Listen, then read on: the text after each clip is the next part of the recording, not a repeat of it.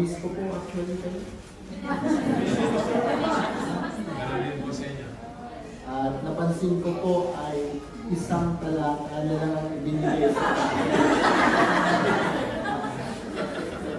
Pero dahil naimbitahan ulit ako, di ba naalala po ninyo, sabi ko ay hindi ako mag-preach ng mahaba. Kasi para maimbitahan ulit.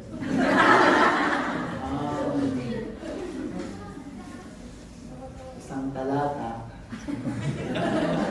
Tapos, I still remember, I preached, I think 3 points, right?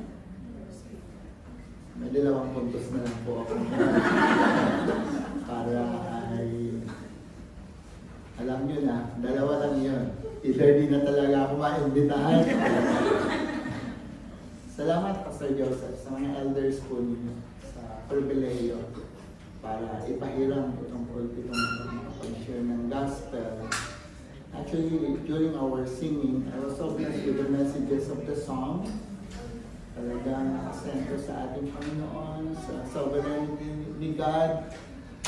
Totoo po yung mga mensaheng nakapalaman po doon na ang lahat pag pinag-usapan nila tungkol sa kaligtasan ay talagang lahat yan ay nasa kamay lang ng Diyos.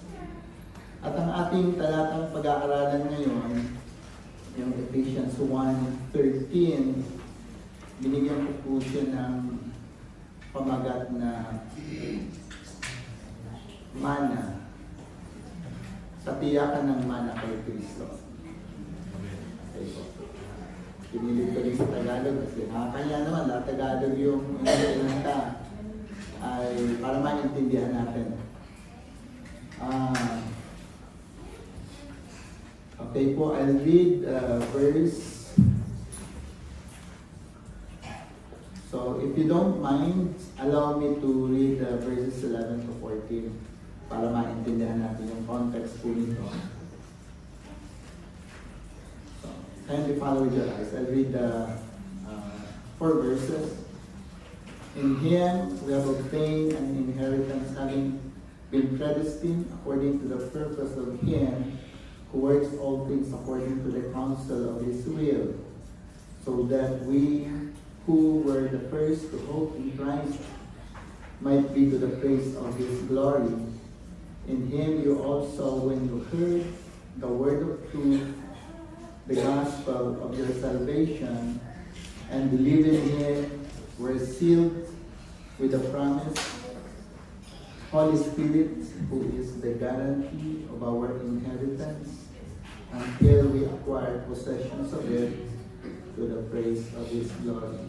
Ang Diyos naman siyang magpala sa pagkabasa ng Kanyang salita. Before we get started, hindi muna po tayo ng awa at biyaya sa ating Panginoon dahil without the work of the Holy Spirit, mapatawa ko man kayo, maalala nyo yung joke.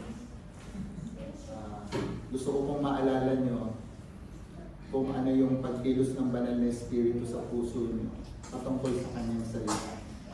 Lalo na po patungkol sa usapin ng kaligtasan.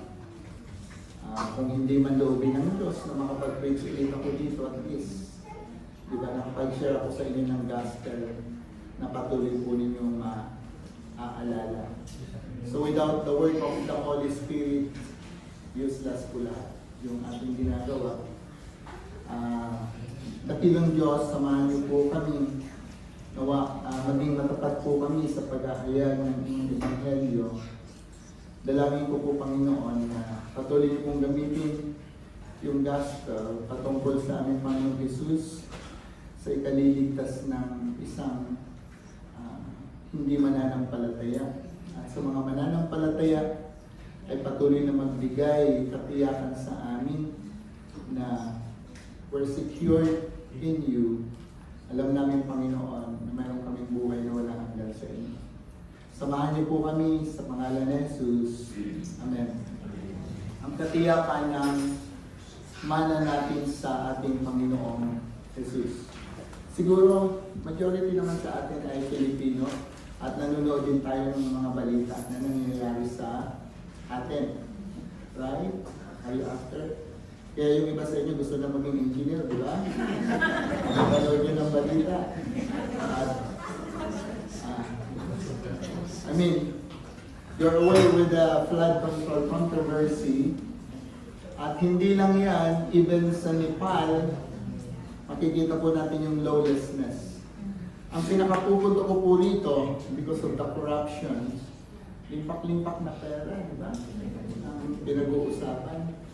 At mapapansin nyo, kaya nabulgar yung mga bagay-bagay na yan, bukod sa mga whistleblowers, mayroong mga tinatawag na nipo babies, flaunting wealth amid corruptions. Sila yung mga nagbablog ngayon, nagpapakita. O yung relo pala nila, mga 500,000. Yung kanilang mga damit ay talagang mga low-key. Ano yung itong damit? Sorry. Meron? Meron. Pasensya na, akala ko kasi bag lang yun.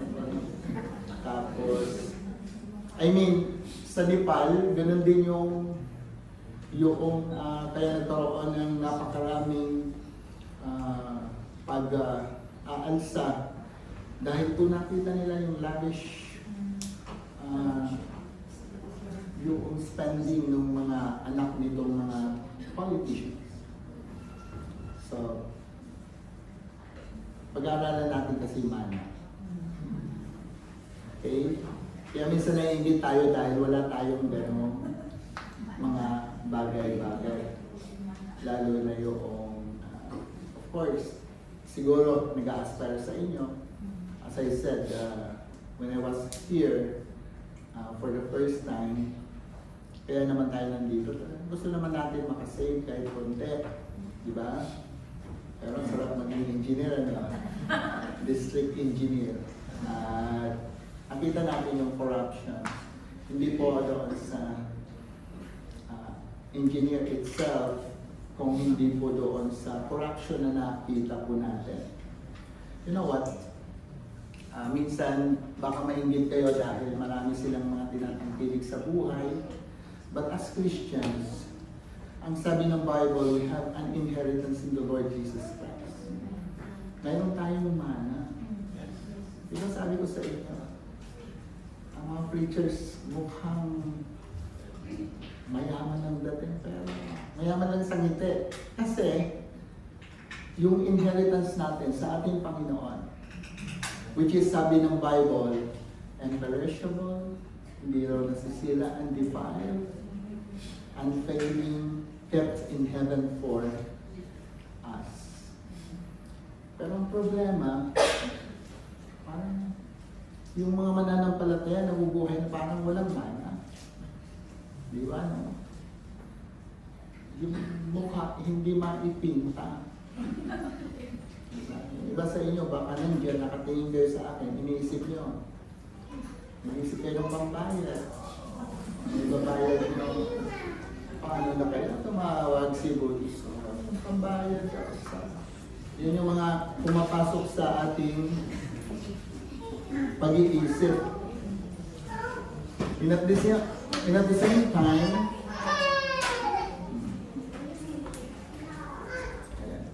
paupuin ko muna natin sila. Hello kids. Mana kayo sa mami. Iba po yun, iba yung mana sa mami. Sometimes mga anak mana din, ano? Hindi nagpapasaway. Okay po. Sometimes, suminaw na mayroon naman talaga tayong mana, mayroon tayong tinatawag na inheritance in the Lord. Kaya lang, minsan kapag binibigyan, kapag nagkakaroon tayo ng personal reflection, when we look at our Christian life, lalo na kapag dumadaan tayo sa mga ups and downs ng buhay, maraming mga trials. We thought, paano kaya natin ma-maintain yung inheritance natin sa Lord? Diba? Baka the whole week, Lord, hindi ako naging faithful. Nahulog nahihulog ako sa pagkakasala. Paano ko ma-maintain itong manang ito? Mamaya i-elaborate natin kung ano yung manang tinutukoy po dito. We may try our best to live faithfully, but deep inside we know that there's no guarantee na talagang we can perfectly do all that requires to keep this inheritance. For example, for me, as I said personally, I realize my weakness in understanding, my struggle of will, even yung mga complications sa buhay, even forces beyond my control. Minsan napakahirap to continue or to make perfect obedience possible. Mahirap. So, saan ko kukunin itong sabi nga lakas na to? Yung confidence that God will continue to love me, then masecure yung mga inheritance kapag ako'y bumabagsak sa maraming mga pagkakataon. Ito ngayon si Apostle Paul, ni-remind itong mga Christian, Ephesians church, even as today, sabi ni Paul, actually, if kung nag-iisip tayo ng inheritance, mahirap i-assure yan sa ating care. So, Paul reminds us that our confidence actually is not our accomplishment. Kung merits natin, ba kanina maganda yung mga songs pinapakita talaga hindi sa merit natin, kung hindi dun sa masaganang awa, habag ng Diyos yung mga bagay-bagay. Hindi po sa accomplishment natin, but in God's character. To assure us of His care, Paul directs our eyes away from any in our own efforts, performances, or even our merit. So today, we're going to discuss on Ephesians 1:13 kung anong ibig sabihin nito. Dahil ito nga, as I said, na-assign sa akin, ginawa ko po siyang 4 verses para maintindihan po natin. Again, totoo po yung sinabi ko. May 2 puntos lang. Una, para maintindihan natin itong salitang mana, dapat makita natin yung context.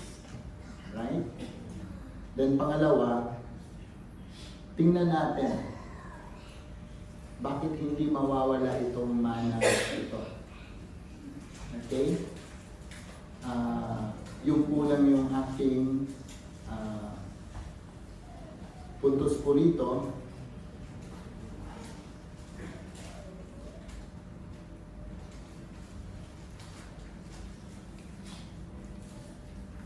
So as I said, to understand what we have in Christ, tingnan po muna ninyo yung context. Para maintindihan niyo yung isang verse, magbasa muna kayo mula doon sa verse 1. Right? Ganun ang pag-iintindi ng Biblia. We need to step back and consider the preceding context of Ephesians 1. Okay?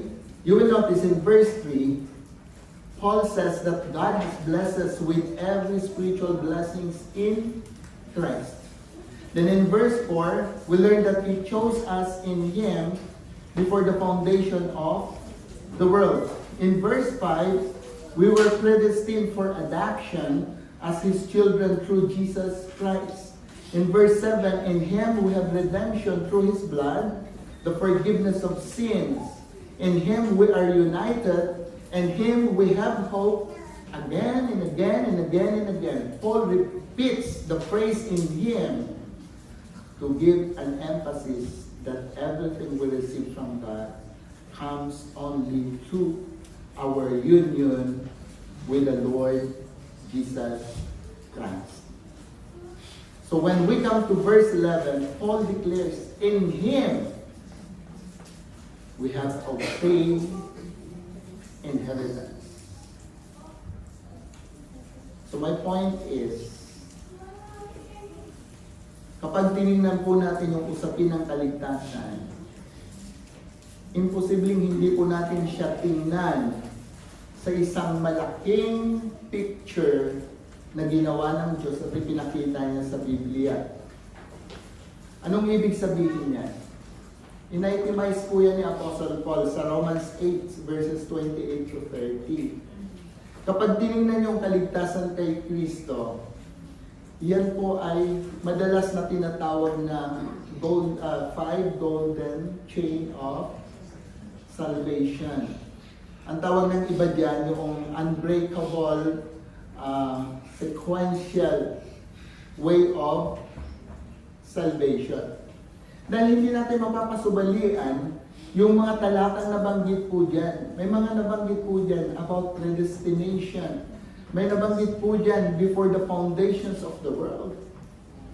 So, kapag pinag-usapan ng kaligtasan, titingnan po natin siya. Paano tayo mapupunta kay Kristo? Sabi doon sa five golden chain of salvation, merong isang matalinong Diyos. Di ba? Sabi doon sa song natin, kaya palagi tayong bumabalik sa Diyos.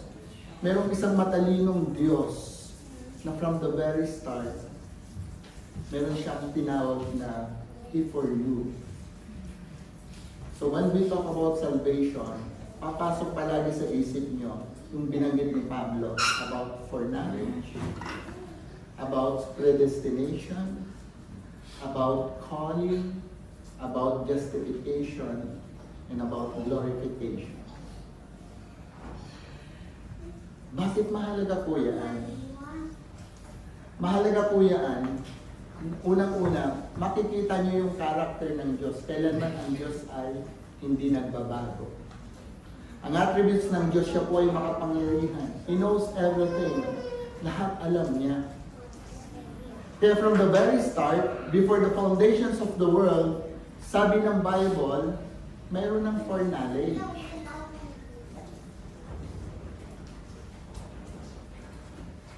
Believe me, ang evangelicals, nahati lang naman talaga sa dalawa. Naniniwala naman, yung isa naniniwala sa foreknowledge, ibig sabihin from before the foundations of the world, mayroon ng pinili ang Diyos.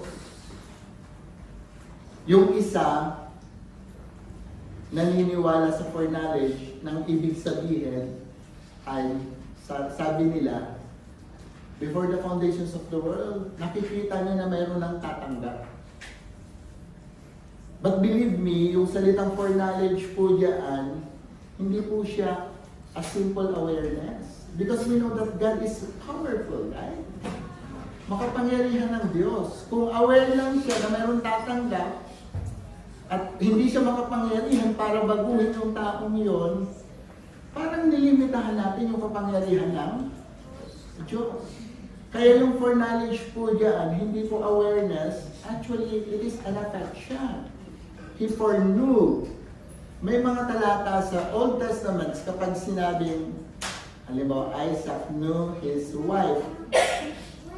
Hindi basta aware lang siya na nakilala niya yung babae. Kapag sinabing knew noon sa Old Testament, ibig sabihin may affection, mayroon. Ito po yung ginamit na word po rito. So, ibig sabihin, from the very start, meron na talaga ang Diyos na minahal. Before you. At yung minahal niya yon, anong ginawa niya? Predestined niya. It talks about elections, right? Bakit kamo? Bakit mas paniniwalaan ko na mayroong election?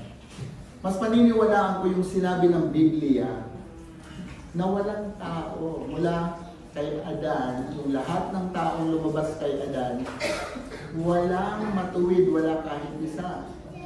Agree? Walang naghanap sa Diyos. Lahat makasalanan. Lahat spiritually discerned or dead. Lahat patay. Paano sila makakalapit sa Diyos kung lahat sila patay?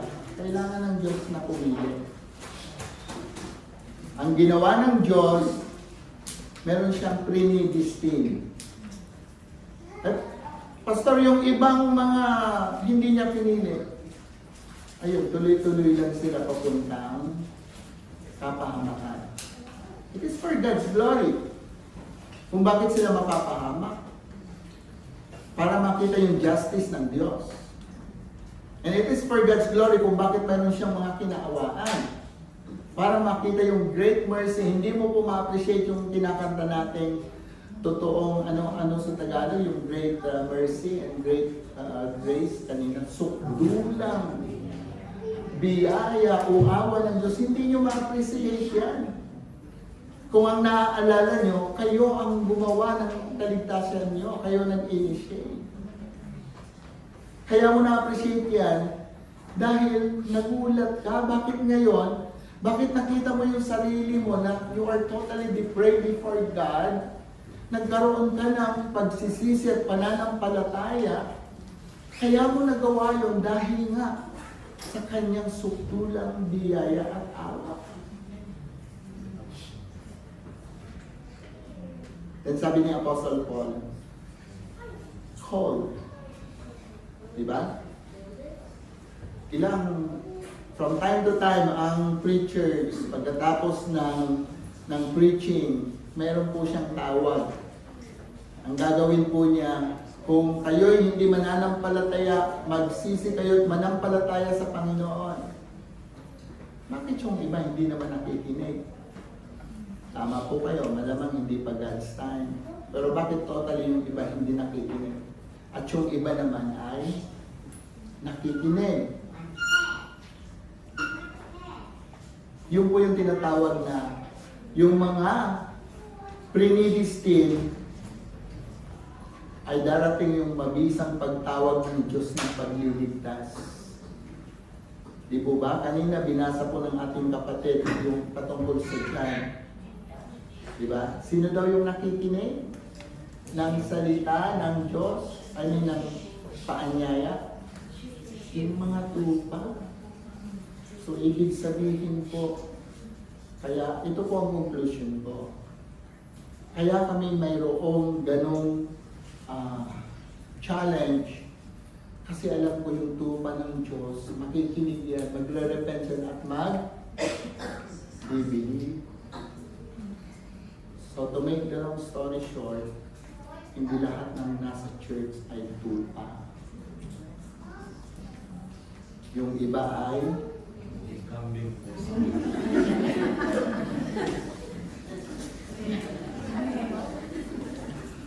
Huwag niyo na po tingnan yan sa tabi niyo.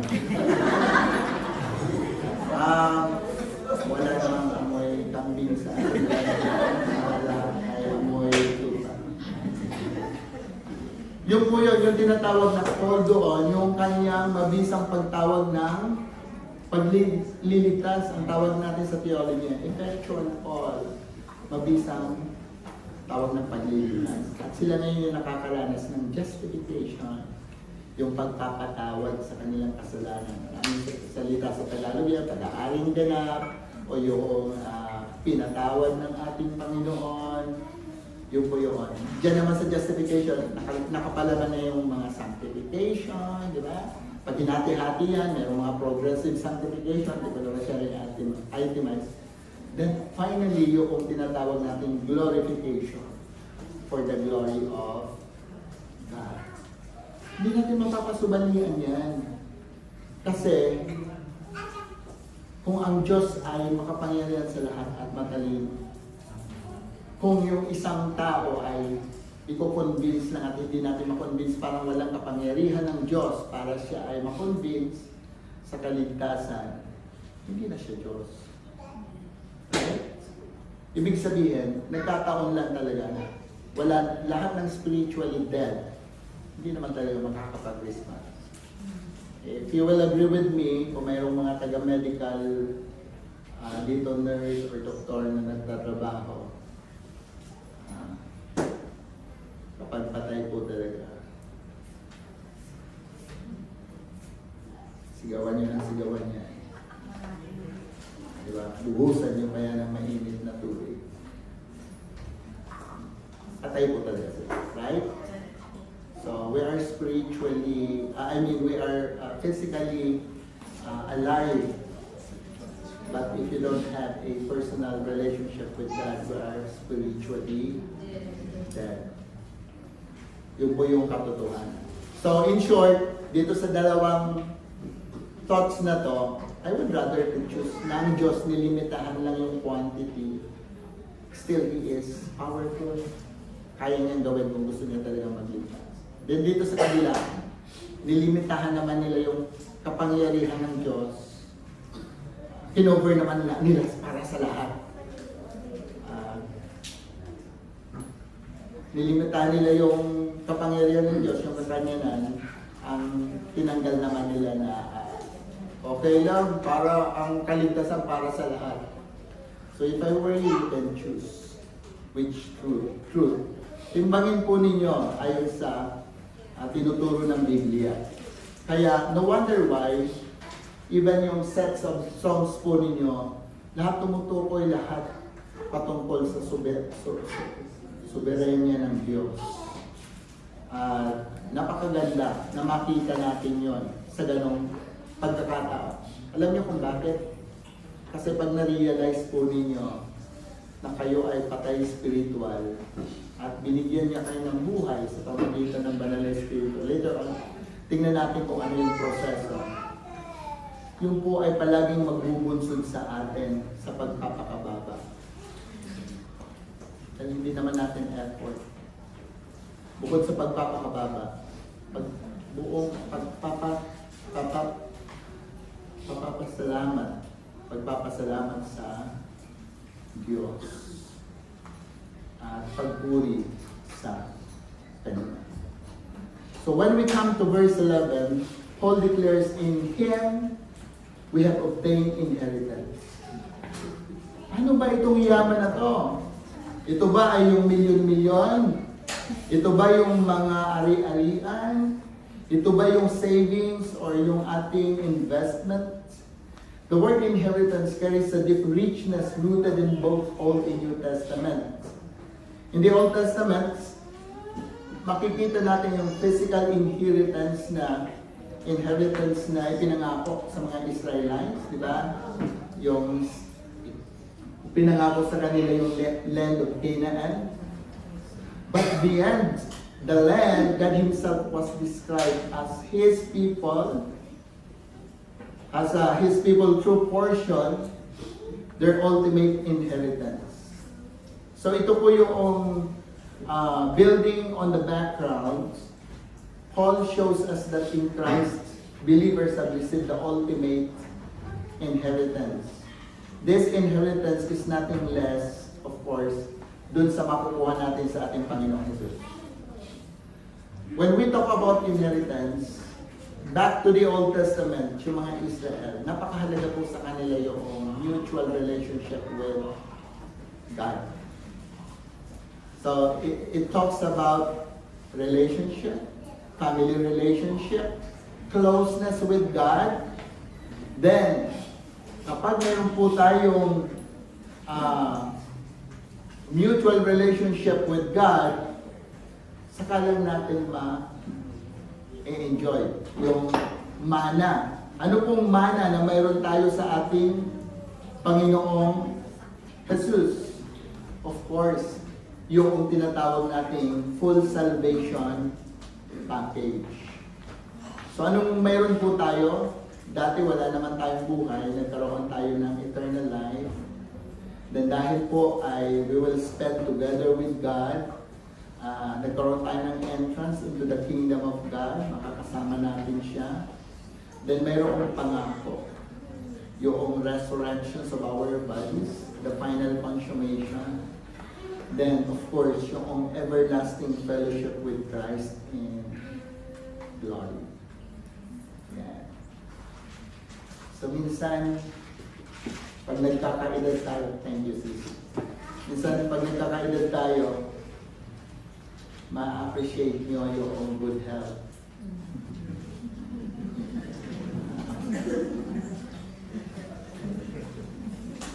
Pero isa po yung sa kasama, yung resurrections of our bodies or final consummation.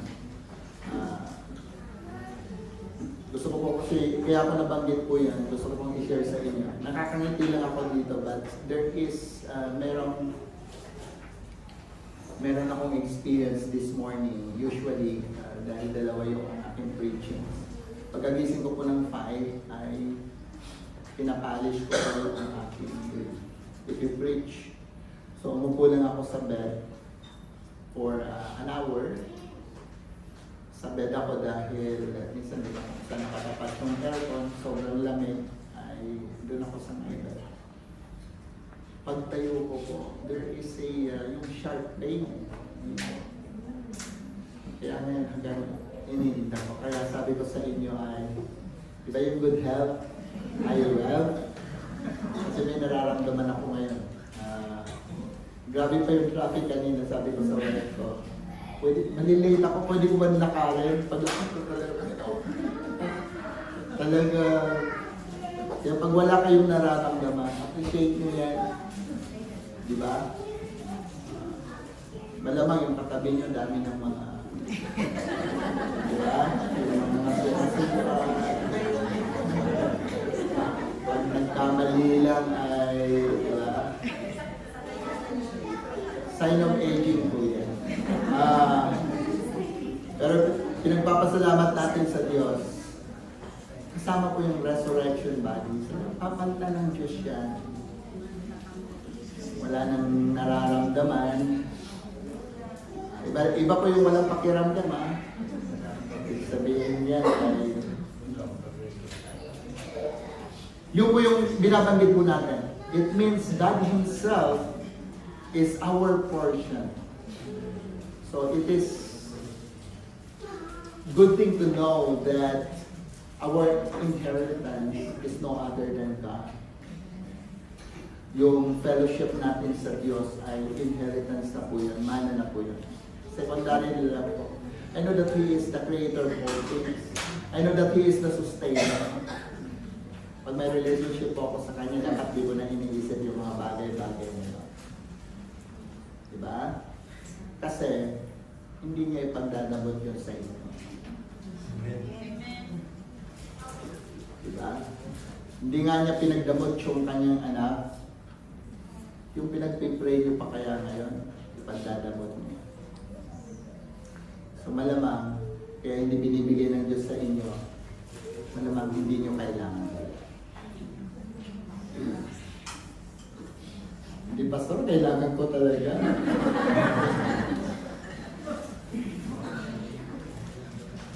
Alamang hindi po. Kasi God wants you to be content. Doon sa kung ano meron lang kayo. At ma-realize po natin yung lubos na pagtitiwala lamang sa Kanya. Amen. Hindi, Pastor, kailangan ko talaga mag-load. Kailangan.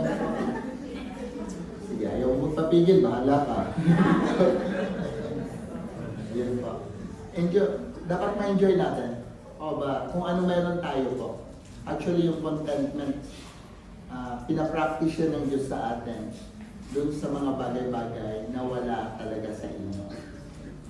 Balik na rin po ninyo. Yung contentment, hindi po yung gusto nyo ma-acquire. Pag na-acquire ko ito, makukontento ako. Baliktad.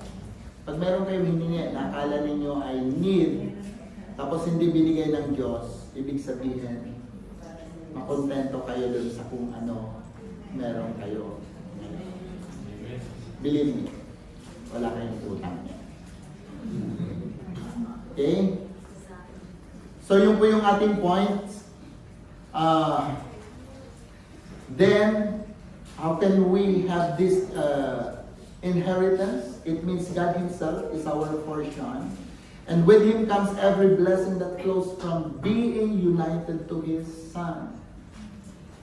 So, as I said earlier, it means we share a mutual relationship with God as His beloved children. We can call Him now Father. We enjoy His presence. And we live with the indwelling assurance of the Holy Spirit. All because of our union with the Lord Jesus Christ. Ang pakikipag-isa natin sa ating Panginoon. Even in terms of salvation. Pagdating sa langit, yun lang po ang papasa sa mata ng Diyos para kayo ay mapapasok sa langit, ma-justify. O yung napawalang sala. Kung yung mabuting gawa po natin, huwag niyo na pong asahan. Kasi ang law ng Diyos nagdiliman ng perfection. Pagdating mo lang doon, kahit sabihin mo sa Ama, Lord, 99% akong nakasunod sa inyo mula nung ipinanganak. Papahamak pa rin tayo. Kasi ang Diyos nagdiliman ng perfection. Pero yung union natin with Christ, yun ang panangga ng mananampalataya. Sabi ng Diyos, ano ko papasok dito sa langit? Sabi ko sa iyo, yung utos sundin mo ng buo. Hindi na gano'n. Nakita niya yung union with Christ. Pinag-isa tayo kay Kristo. Ang nakikita ng Diyos, yung Kristong sumunod sa iyo ng 100%. Eh dapat punishment sa iyo dahil nagkasala ka. Hindi na gano'n. Dahil 2,000 years ago, He became our substitute. He bore our sins. Yung punishment na dapat ipataw sa atin, ipinataw na ngayon sa ating Panginoong Jesus. It was crushed. Lahat ng buot, galit ng Diyos binuhos sa Kanya na dapat para sa atin. Dahil po doon, yung pakikipag-isa natin kay Kristo, yun ngayon ang nakikita ng Ama. Hindi yung ito, hindi ikaw, o hindi yung Panginoong Jesus na pinanampalatayanan natin. All because of our union with Jesus Christ. And Paul makes clear that the inheritance is not random, nor dependent on human effort. Divine causation is emphasized in His Word. As I said earlier, we've been predestined according to the plan of Him who works out everything in conformity with the purpose of His will. So God has designed and orchestrated all of history to serve His eternal purpose. Earlier in verse 10, Paul already explained that God's will is to bring all things in heaven and on earth together under one head, Christ. So the Father is actively directing everything, seen and unseen, toward the glorious goal. And the scope of such divine wisdom is so vast that our human minds sometimes can hard to grasp it. Trinitarian form of salvation. Work ng tatlong persona sa iisang Diyos. Then in verse 12, Paul narrows the focus.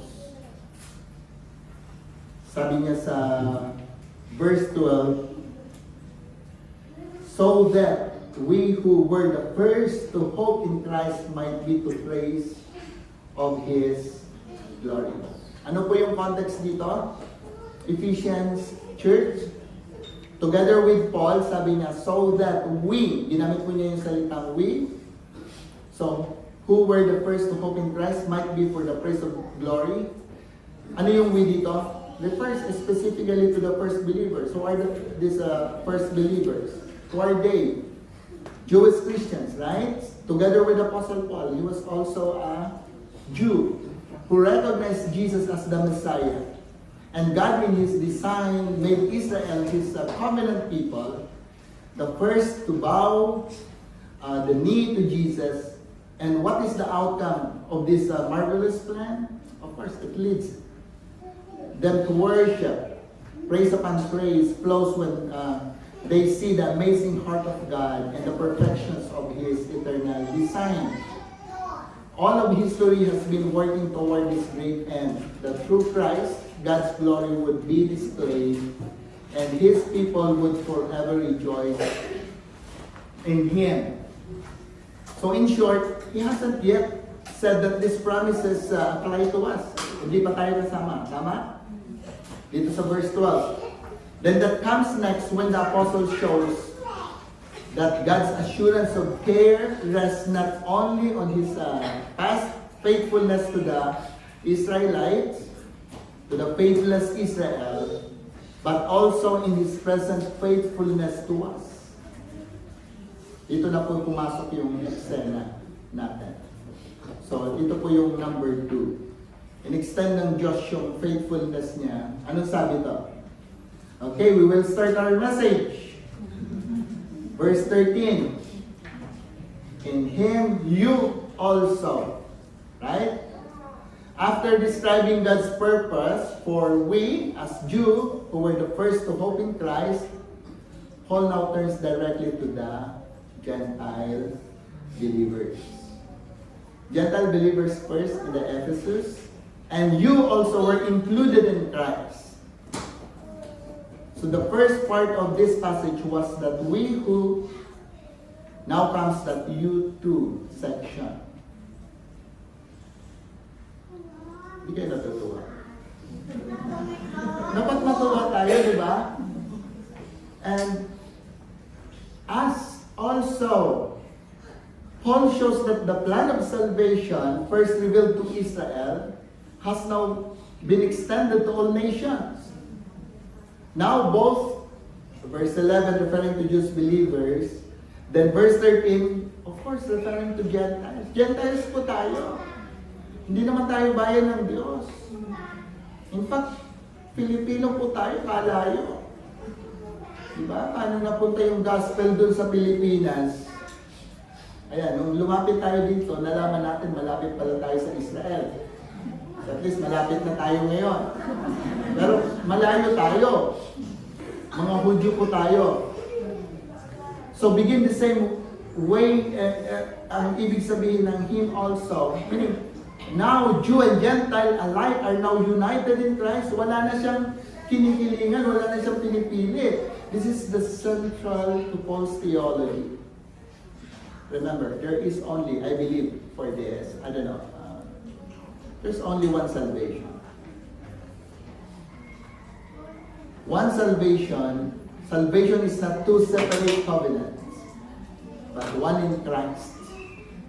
Together, Jews and Gentiles are fellow members of one body. One salvation, one people, one body. We're only one in the Lord. So, this fulfills God's eternal plan to bring all things in heaven and on earth together under one head, even Christ.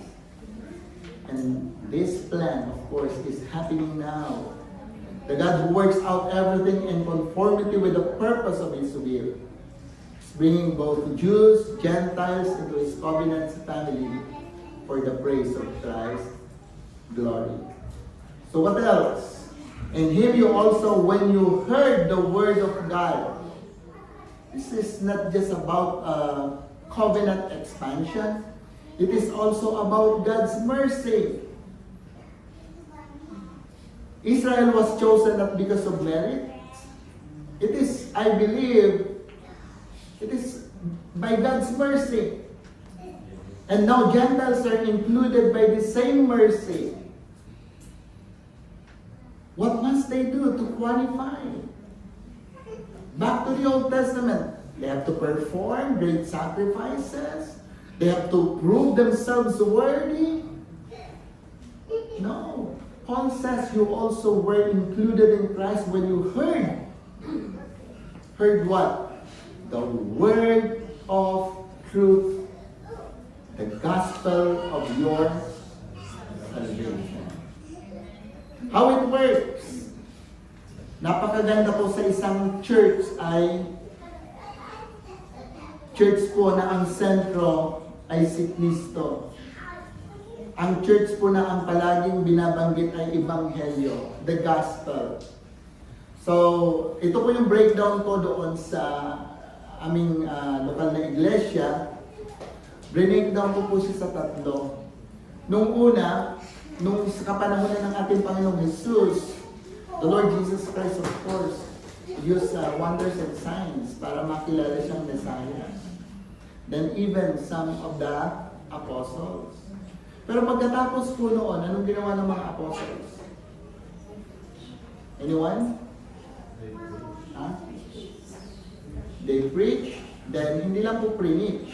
Itong pinipreach ko, sulat po ito ng mga apostles. So in short, yung object parehas pa rin, yung saving faith natin sa Lord, Jesus Christ, at yung power ng saving faith natin, of course, the work of the Holy Spirit. Siya po yung nagre-regenerate, siya yung nagbo-born again, siya yung nagbubuhay sa atin.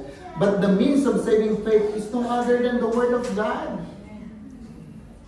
Kaya po, wala na sa akin, ito yung sinabi ng Diyos sa akin. Hindi, nandito na yung Word. When we talk about salvation, to sustain our Christian life, the Word of God is complete. Kaya hindi ko na po problemahin. Lord, sana managinip ako ngayon. Gabi, hindi ko alam kung ano sasabihin ko. Dapat ang preacher, maging matapat lang na tagapagturo ng salita ng Diyos. Kasi ang salita ng Diyos is complete already. Nothing is missing in terms of salvation and to sustain our Christian life. Pag matapat po ninyong ipinahayag ito, ang salita ng Diyos, kung yung salita ng Diyos na ginamit niya doon sa Old Testament, na nag-create po siya from nothing to something, yung sinabi niya, magkaroon ng liwanag, magkaroon ng ganito, wala pa po kayong makikita pagkukunan ng Diyos. Same Word of God na magsasalita ngayon sa puso ninyo, kung kayo'y patay spiritual, ang salita ng Diyos ay buhay. Gagamitin niya ng banal na espiritu para tayo ay magkaroon ng buhay. For me, as a preacher, this is the means of saving faith. The Word of God, given through the apostles and their associates who recorded the New Testament. This is the Word of God, the Scripture, is the God-ordained instrument of saving faith. Kaya sabi ni Apostle Paul sa Romans 1:16, I am not ashamed of the gospel, for it is the power of God for salvation to everyone who believes. And again, saan nyo daw makukuha yung faith nyo? Sa pakikinig na anong drama? Salita ng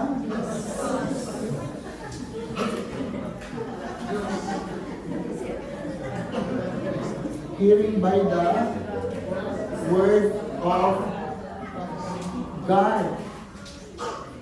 So, in short, the key was not the works, but hearing, and truly hearing by God's grace. They heard the gospel, then believed. And later on, you'll see that they were then sealed with the Spirit. So the lines up exactly with Romans 10:17. So then faith comes by hearing, and hearing by the word of Christ. So faith is not something we can generate on our own. It comes through hearing the word proclaimed. When the gospel is preached, the Spirit uses the word to open our hearts. The word itself is life, as I said, create faith and bring people into Christ.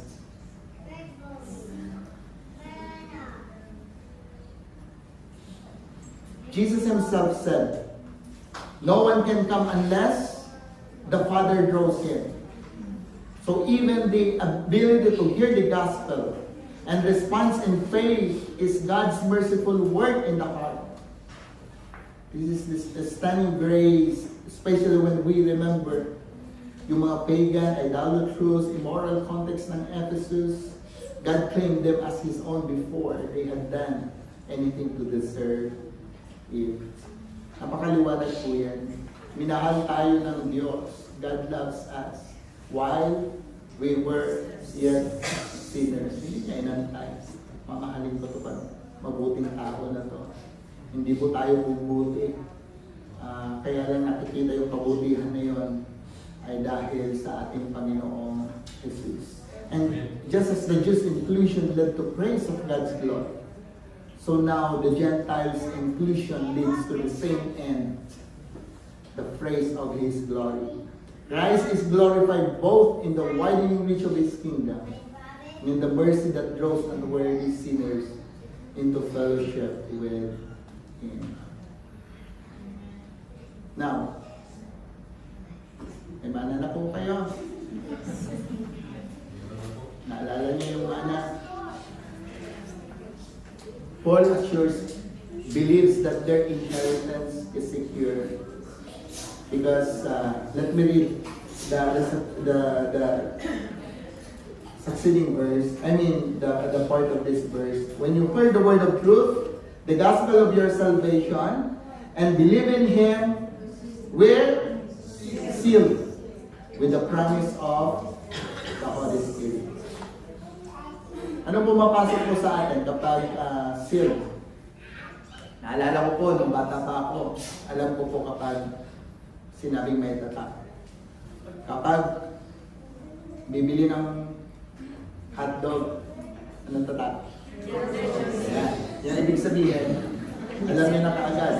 Diba? Aware tayo sa tatak, right? Kasi when we say, pure foods yan. Diba? Diba? Pag may sapatos kayong crowd or ano pa yung mga mamahalin ngayon? O kaya damit, anong mga nakalakos kayo or anong mga damit dito? Ayan. Alam, this is pati i-pronounce yung, akala ko dati Balmain yun. Balmain pala yun. Alam eh. Bakit? Ibig sabihin, kapag sealed, owned, genuine, original. The seal was a mark of ownership and authenticity. God's Spirit marks believers as His own. But more than that, more than this seal or mark, the Spirit is also a deposit, like a down payment or first fruits of the harvest. The Spirit's presence guarantees that the full inheritance, resurrections, eternal life, glory with Christ will surely come. May konting test po ako sa inyo. Kasi wala namang problema, di ba? You're sealed by the Holy Spirit. Yun yung marka ng isang own ng banal na Espiritu. How do we know that the Spirit is in us? Pakita ko po sa inyo. Hindi naman to sikreto. Bigyan ko kayo ng hint. Ano sabi ng talata sa verse 13? In Him you also, when you heard the word of truth, napakinggan mo yung gospel, the gospel of your salvation, ano po? And believe in Him, anong tawag sa'yo? You're sealed of the Holy Spirit. Napakasimple lang yung ipinakita dyan. Ako palang nagsisi at nanampalataya sa Panginoon, pag-aari na ako ng banal na Espiritu. Kaya kung ako sa inyo, kung hindi pa kayo nananampalataya sa Panginoon ngayon, di ba? Repent of your sins, believe in the Lord, and you're sealed by the Holy Spirit. Simpleng requirements para malaman natin na tayo pag-aari yung mga nanampalataya sa ating Panginoon. If you believe in Christ, you bear the seal of the Spirit. And this gives unshakable assurance. The Spirit who open our hearts to believe. The Spirit who regenerates us, who makes us being born again, continues to give us a foretaste of glory. And faith itself is proof of the Spirit's presence and God's eternal purpose in our lives. Kaya, kapag bumabalik yung mga weaknesses ko, yung frailty ko, yung failure ko, I can rest assured. I can rest secure. Our hope doesn't rest in our performance. Our hope doesn't rest in our own merits. Our hope rests only in God's faithfulness, confirmed by His Spirit in us.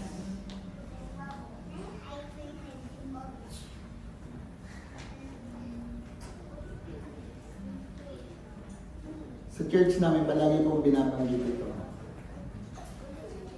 Actually, I'm not convincing people. Kasi hindi naman ako convincing. Yung pagmumukha ko, basta tatawa mga kayo.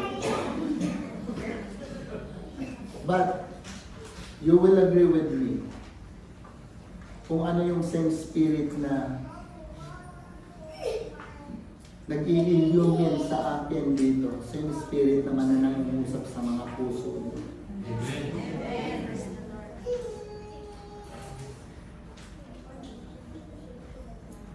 Kasi kung hindi tayo mauwian doon, paglabas nyo, yung pastor na yun, grabe naman. Masyado akong na-entertain lang. Pero yung iba sa inyo uwi, may punto siyang sinasabi. May pangungusap ni Banal Espiritu doon sa mga salitang nabibigkas niya. So, I just want to close this. Do you have still time to read that? Are you still there? Alam ko po yung itong oras na to, oras na buti na lang. Masaya yung kantahan nyo kanina. I appreciate that. Kasi biglang nag-iis na akong ganyan. Sabi ko, how much more kapag nag-preach na ako nito? Isa lang ang claim ko nito, malamang makatagpo na naman ang kapayapaan lang ko sa akin. At ayun po, kapag medyo inatok, huwag lang masyado magtiwala dyan sa sandalan ng upuan kasi. Minsan mas nakakatawa yun kapag bigla kayo, alam nyo na, mas mahirap po yun. So, as Christians, our inheritance in Christ is secure. So I said, not because what we can do, but because we know who God is. We know His attributes. We know what He has done. From the Jew first, hope in Christ to the Gentiles now included. God's plans, all salvation, demonstrate His mercy, faithfulness, and glory. And our inclusions in Christ comes through hearing the word of truth, believing by the Spirit's word, and being sealed with the Holy Spirit. And the seal is God's guarantee that our inheritance, eternal life, resurrection, and fellowship with Christ is secure. Even we know that we're weak, we know that we have failures, uncertainties of life, we can rest assured that God's purposes cannot fail. Again, I just want to remind you, faith is not about our perfection. Yes, we can pursue sanctification here, pursuable siya, pero we will not attain perfection. But about trusting the God who works all things according to His eternal plan. Our hope rests not in our performance, but in His faithfulness, confirmed and guaranteed by the Holy Spirit leading us. Let me finish verse 14. Who is the guarantee of our inheritance until we acquire possessions of it to the praise of His glory. So how do we save? If you're watching right now, maybe you're listening there. So are you actively hearing God's word with the expectations that it will shape your faith? So Romans 10:17 reminds us that faith comes through hearing. So I think make this your priority. to engage with Scripture and allow the spirits to create faith in your heart. Sabihin niyo sa Panginoon, Lord, kawaan niyo ako. Biyayaan niyo ako. Then magsisi kayo ng inyong mga kasalanan at manampalataya sa Kanya. And for us Christians, is that we strive to earn or maintain God's favor through perfect obedience. Ginawa na ng Panginoon yun. So our part is place your confidence fully in His character, meditate on His promises, and remember that your inheritance is secure in Christ, sealed by the Spirit.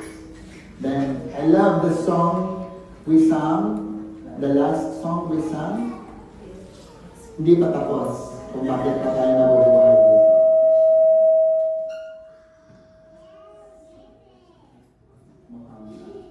Dali-dali ang volume. Pinapatapos na ako. Yung pala technique niyo,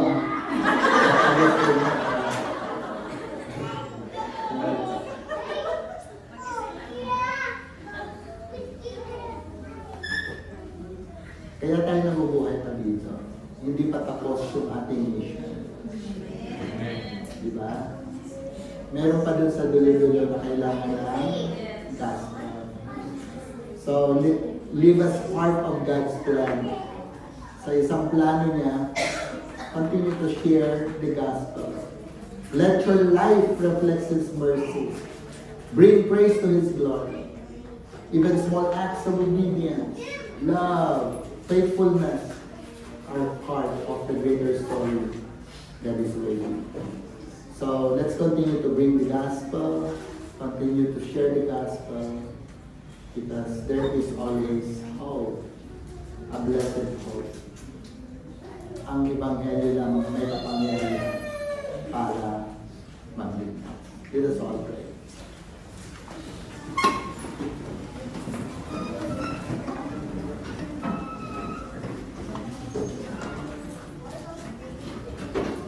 Dakilang Diyos, salamat ng marami sa inyong masaganang awa at biyaya. Salamat sa gift of salvation na mayroon po kami. Ito po yung nagdadala sa amin sa lubos na pagpapakababa at lubos na pagpapasalamat at pagpuri lamang sa inyo. Nawa ay patuloy na encourage ang mga anak na may pinagdadaanan sa buhay.